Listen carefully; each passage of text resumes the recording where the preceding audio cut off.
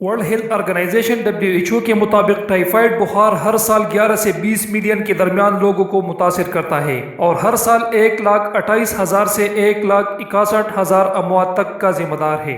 19ویں صدی کی آخر تک ٹائیفائڈ بخار پیدا کرنے کے لیے ذمہ دار پیتھوجن کا پتہ نہیں چل سکتا تھا، جس کی وجہ سے 1 سال بعد اس جاندار کے خلاف پہلے مؤثر ویکسین متعارف کرائی گئی۔ ٹائیفائڈ بخار کے خلاف ویکسین کی تیاری کا اس کی واقعات پر خاصا اثر پڑا، خاص طور پر انتہائی حساس آبادیوں کے لیے جیسے کہ فوج میں خدمات انجام دینے والی۔ ٹائیفائڈ کا ابتدائی تاریخ یعنی ہسٹری آف ٹائیفائڈ۔ کچھ مورخین کا خیال ہے کہ ٹائیفائڈ بخار 430 قبل مسیح میں اینتھنز میں ایک وسیع تعاون کے لیے ذمہ دار تھا، جو کہ 1/3 آبادی کے لیے مہلک ثابت ہوا، جس میں اس وقت کی رہنما پیکلز بھی شامل تھے۔ اس کی جانشین توسیڈیز کو بھی اسی بیماری کا سامنا کرنا پڑا، حالانکہ یہ مہلک ثابت نہیں ہوا۔ جیمز ٹاؤن جو ورجینیا میں ایک انگریزی کالونی تھا، کچھ مورخین کے خیال میں ٹائیفائڈ بخار کے نتیجے میں مر گیا تھا۔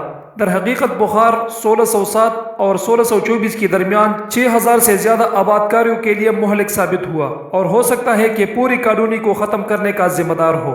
پوری تاریخ میں فوجی اور جنگی ماحول اکثر ٹائیفائڈ بخار کی موجودگی کا شکار رہے ہیں۔ امریکی خانہ جنگی میں ٹائیفائڈ بخار یا پیچس کے نتیجے میں 80,000 سے زیادہ فوجی ہلاک ہوئے۔ اسی طرح افسانوں امریکی جنگ نے میدان اور تربیتی کیمپوں میں ٹائیفائڈ کی انفیکشن کا باعث بنا۔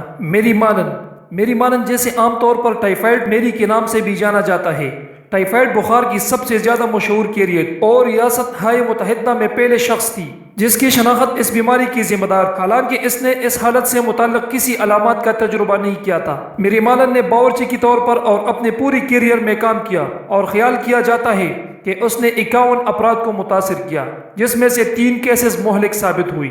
اسے اپنی زندگی میں 2 بار قرنطینہ کے مقاصد کے لیے زبردستی الگ تلگ کیا گیا، ایک بار 1907 میں اور ایک بار پھر 1915 میں۔ دوسری بار اسے رہا نہیں کیا گیا اور بعد میں 59 سال کی عمر میں انتقال کر گئی۔ ٹائیفائڈ کے روک تھام اور ویکسین کی ترقی۔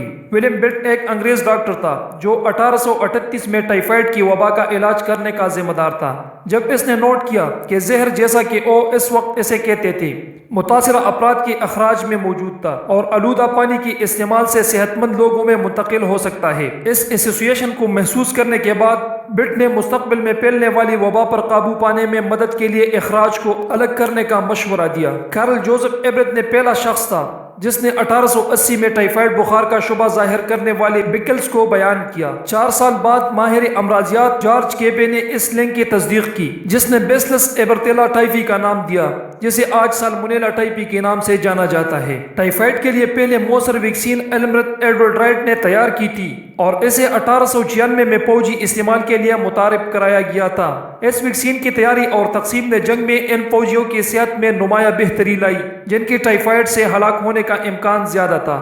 اس وقت لڑائی میں یہ ویکسین اگلے سالوں میں لندن میں مزید تیار کی گئی۔ 20ویں صدی کے دوران ٹائیفائڈ بخار کے واقعات میں بتدریج کمی واقع ہوئی، جس کی وجہ حفاظتی ٹیکوں کے متعارف ہونے کے ساتھ ساتھ عوامی صفائی اور حفظان صحت میں بہتری تھی۔ خاص طور پر پینے کی پانی کی کلوریشن نے بیماری سے متاثر افراد کی تعداد پر خاصا اثر ڈالا۔ آج ٹائیفائڈ بخار کو ترقی یافتہ ممالک میں ایک غیر معمولی حالت سمجھا جاتا ہے، جس کے واقعات کی شرح تقریباً 5 کیسز فی ملین فی سال ہے۔